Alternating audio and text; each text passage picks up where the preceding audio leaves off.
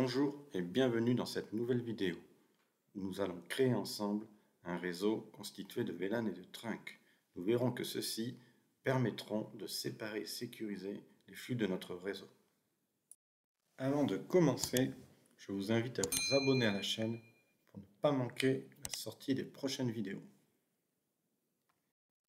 Le lab, il est constitué d'un groupe de 4 PC, 4 machines et un autre groupe de 2 PC. Il est aussi constitué de 2 switches qui permettront de faire communiquer notre réseau. Maintenant, nous allons voir que le réseau est fonctionnel. Nous allons faire des pings entre chaque machine et malgré qu'elles soient dans des plages d'adresses IP différentes, elles peuvent communiquer entre elles. Ceci n'est pas une bonne pratique car si un attaquant compromet l'une des machines, il pourra se latéraliser sur tout le réseau. Pour remédier à ce défaut, nous allons donc créer des VLAN afin de séparer les flux réseau. La commande enable permet d'activer la configuration du switch. La commande conft ou conf-terminal permet de rentrer en configuration dans le switch. Nous allons maintenant créer un premier VLAN, le VLAN 10, que nous nommerons direction.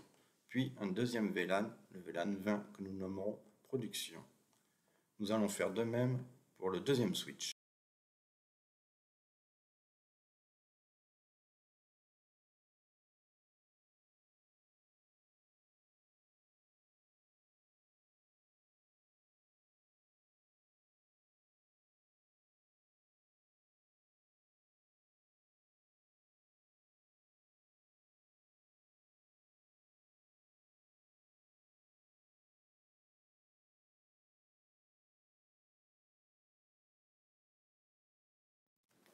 À l'aide de la commande show VLAN brief, nous allons voir que les VLAN ont bien été créés. Nous voyons bien le VLAN 10, le VLAN direction, et le VLAN 20, le VLAN production. Maintenant, nous allons attribuer un VLAN à chaque port.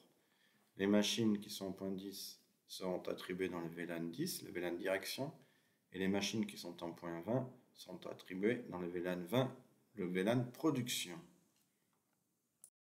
Pour cela, nous allons utiliser la commande switch port mode access VLAN et nous attribuerons le VLAN en lui mettant son numéro.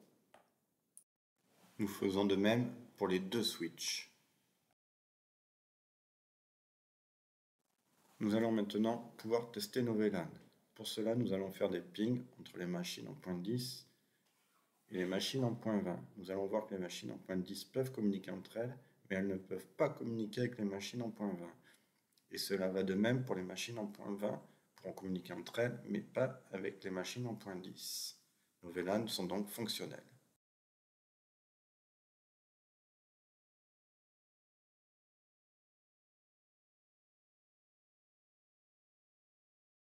Voyons bien que les interfaces 1 et 3 sont dans le VLAN 10. Si vous voulez supprimer le VLAN à l'interface 1, il existe une commande. Il suffit de faire no switch port access VLAN 10.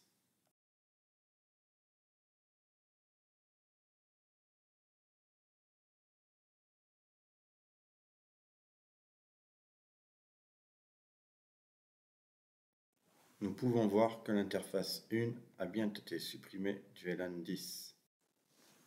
Nous allons voir maintenant que le PC0 et le PC2 ne peuvent pas communiquer avec le PC4. Cela va de même pour le PC1 et le PC3 qui ne peuvent pas communiquer avec le PC5. Cela est dû au fait que les VLAN ne passent pas entre les switches pour le moment. Il va falloir donc créer un trunk.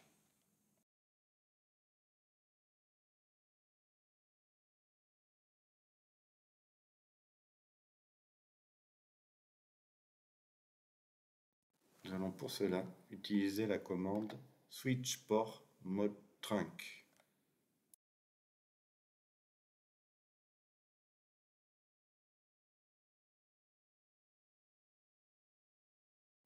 Nous allons faire de même pour les deux switches, afin que les trunks soient effectifs des deux côtés.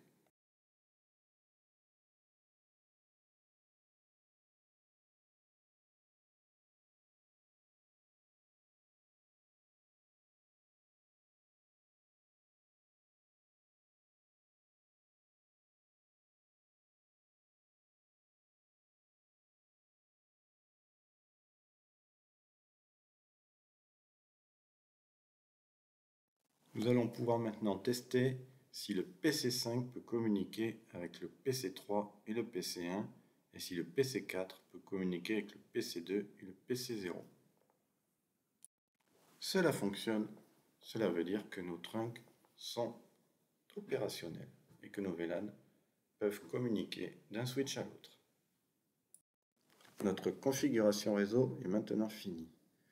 Maintenant, si un attaquant prend possession d'une machine sur le réseau production, il ne pourra pas attaquer une machine du réseau direction. Et inversement, s'il est sur le réseau direction, il ne pourra pas attaquer une machine du réseau production. Nos flux sont bien séparés, le réseau est sécurisé. Si jamais vous avez appris des choses, ou vous pensez que quelqu'un peut apprendre des choses, n'hésitez pas à laisser un petit pouce bleu. Et je vous dis à bientôt pour une prochaine vidéo.